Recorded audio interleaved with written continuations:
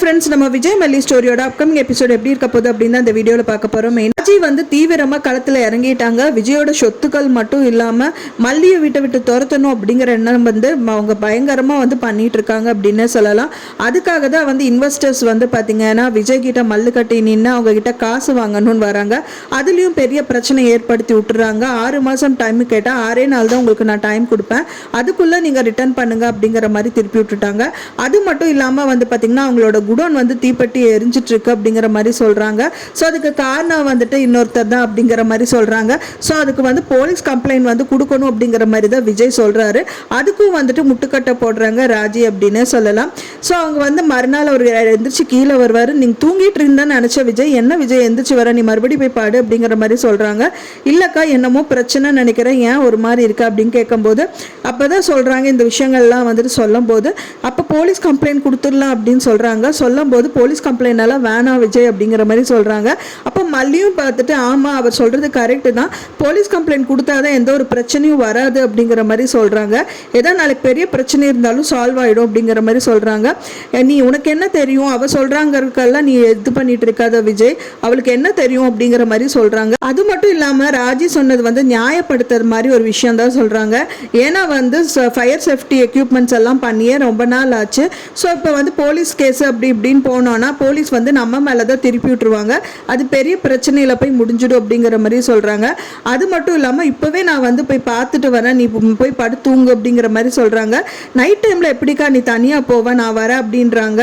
இல்லை நானே போய்ப்போ ஒன்றும் பிரச்சனை இல்லை அப்படின்னு சொல்லிட்டு அவங்க கார் எடுத்துகிட்டு போகிற மாதிரி அங்கேருந்து கிளம்புறாங்களே தவிர அடுத்த நிமிஷமே வந்து பார்த்தீங்கன்னா கேட்டை ஓப்பன் பண்ணி அங்கே யாராவது இருக்காங்களான்னு வந்துட்டு திருட்டுத்தனமாக பார்த்துட்டு பின்னாடி கேட்டு வெளியில் வராங்க.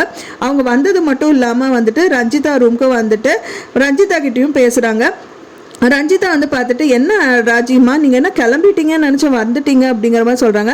லூசாடி நீ இந்நேரத்துக்கு யார்டி போவாங்க, நடுஜாமத்துல எல்லாம் நான் போய் பார்ப்பேனா, போய் படுக்கலாம் வா அப்படிங்கிற மாதிரி சொல்கிறாங்க.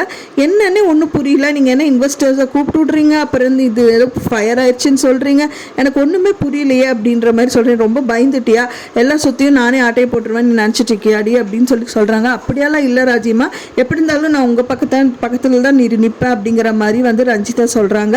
அதுக்கப்புறம் போய் தூங்கிடுறாங்க. மறுநாள் வந்து பார்த்தீங்கன்னா இன்வெஸ்டரை வர வச்சுருக்காங்க. இன்வெஸ்டர்ஸும் வந்து வீட்டுக்கு வராங்க. வீட்டுக்கு வர்றது மட்டும் இல்லாமல் வந்துட்டு 6 மாதம் வந்து எல்லாம் கொடுக்க முடியாது, 6 நாள்லேயே பணத்தை எல்லாம் ரிட்டர்ன் பண்ணுங்கன்னு சொல்கிறாங்க. ஸோ இந்த மாதிரி நிறைய விஷயங்கள் வந்து பண்ணுறாங்க. மெயினாக வந்து எல்லா சொத்துக்களும் வந்து ஆட்டை போடணும்னு சொல்கிறாங்க. ஆனால் மல்லி ஒரு விஷயம் சொல்கிறாங்க அன்னபூர்ணி அம்மா கிட்ட, இதெல்லாம் பண்ணது எல்லாமே வந்துட்டு ராஜியாக தான் இருக்கணும் அப்படிங்கிற மாதிரி சொல்கிறாங்க. ராஜி அப்படியெல்லாம் பண்ண மாட்டாடி, உன் மேலே கோவம் இருக்கு, மாப்பிள்ளை மேலேயும் கோவம் இருக்குது, மாப்பிள்ளை கல்யாணம் பண்ணிட்டேன்னு சொல்லிட்டு மாப்பிள்ளையும் வந்து கோச்சுக்கிறாங்களே தவிர அதுக்காக வந்து உன்னை கொலை பண்ண கூட தயங்க மாட்டாவ. ஆனால் மாப்பிள்ளைக்கு இந்த மாதிரி விஷயங்கள் எல்லாம் பண்ண மாட்டா, அதுக்குன்னு சொல்லி ஆல்கஹால் எல்லாம் கலந்தெல்லாம் கொடுக்க மாட்டா அப்படிங்கிற மாதிரி சொல்கிறேன். இப்போ எங்கிட்ட சொன்னது வேறு யார்கிட்ட சொல்லிடாத பிள்ளை அப்படிங்கிற மாதிரி சொல்கிறாங்க. ஆனால் அவங்க உள் மனசில் கண்டிப்பாக ராஜியாக தான் இருக்கும் அப்படின்னு தான் எதிர்பார்த்துட்டு இருக்காங்க. ஆனால் அது கிளியர் கட்டாக ஒன்ஸ் இன்னி ராஜியை ஃபாலோ பண்ண ஆரம்பிக்கல மல்லி, ஒன்ஸ் ராஜியை மட்டும் ஃபாலோ பண்ணாங்க அப்படின்னா கண்டிப்பாக அவங்க பண்ணுற விஷயங்கள் எல்லாமே அவங்களுக்கு கண்ணுக்கு தென்படுச்சு அப்படின்னா வந்துட்டு மல்லியோட சுயரூபம் வந்து ராஜிக்கு தெரிய வரும். அதுக்கப்புறம் மல்லியோட ஆட்டம் வந்து ஸ்டார்ட் ஆயிரும் அப்படின்னே சொல்லலாம். அவங்கள வெளுத்து வாங்கிடுவாங்க. ஸோ அதுக்காக தான் எல்லாரும் வெயிட் பண்ணிட்டு இருக்கோம். வெயிட் பண்ணி பார்க்கலாம் ஃப்ரெண்ட்ஸ் எப்படி நடக்குது அப்படின்னு சொல்லிட்டு. நான் சொன்ன இந்த தகவல் உங்களுக்கு பிடிச்சிருந்தா ஃப்ரெண்ட்ஸ் மறக்காம லைக் பண்ணுங்க, ஷேர் பண்ணுங்க, கமெண்ட் பண்ணுங்க, சப்ஸ்கிரைப் பண்ணுங்க. மேலும் இன்னொரு மல்லி சீரியல் அப்டேட்டோட நெக்ஸ்ட் மீட் பண்றேன். தேங்க்ஸ் ஃபார் வாட்சிங் மை வீடியோ ஃப்ரெண்ட்ஸ். நெக்ஸ்ட் வீடியோவில் பார்க்கலாம்.